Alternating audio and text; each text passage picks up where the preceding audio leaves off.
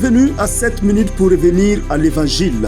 Marie, reine du ciel ou esclave du Seigneur. Voici donc le thème qui fera l'objet de notre enseignement ce soir.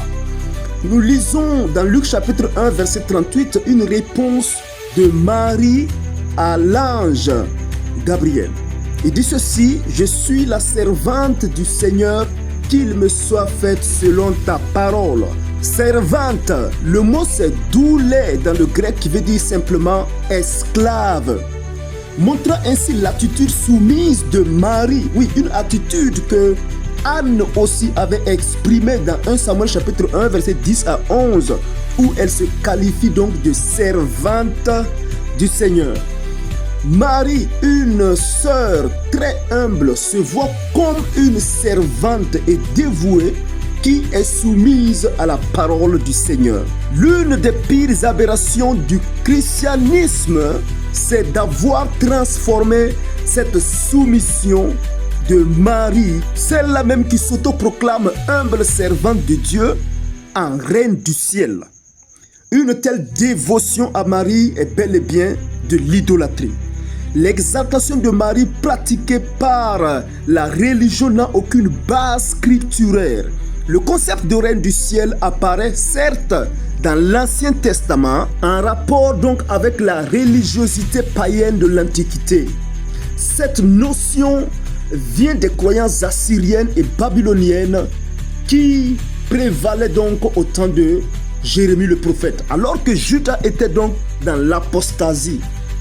Son idolâtrie suscite la colère et le jugement de Dieu sur son peuple par la voix du prophète Jérémie. Et je lis pour vous Jérémie 7, le verset 16 à 20. Et toi, n'intercède pas en faveur de ce peuple, n'élève pas pour eux ni supplication ni prière. Ne fais pas des instances auprès de moi, car je ne t'écouterai pas. Verset 17. Ne vois-tu pas ce qu'ils font dans les villes de Juda et dans les rues de Jérusalem?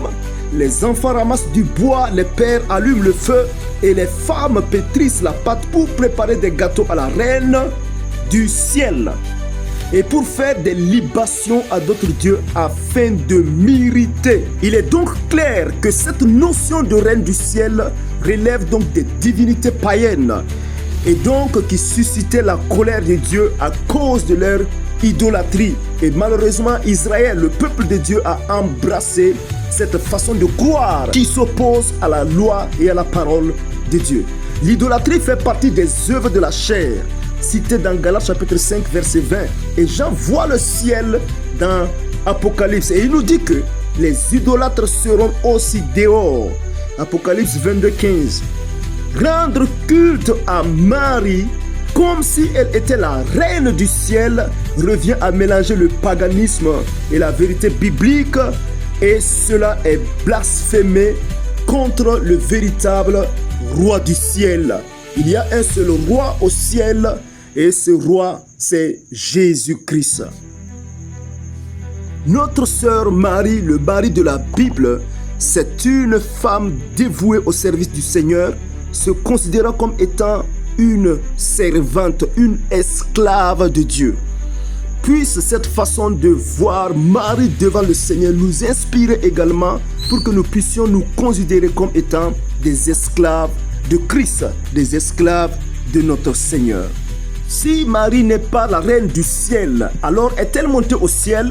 Et quelle est donc cette femme enveloppée du soleil, la lune sous ses pieds et une couronne de 12 étoiles sur sa tête que Jean nous parle dans l'Apocalypse 12, le verset 1, un signe qui parut donc dans le ciel. Nous répondrons pour vous, Dieu voulant, dans notre émission prochaine. En attendant, soyez bénis et demeurez connectés pour plus d'enseignements centrés sur la Bible. Shalom chez vous.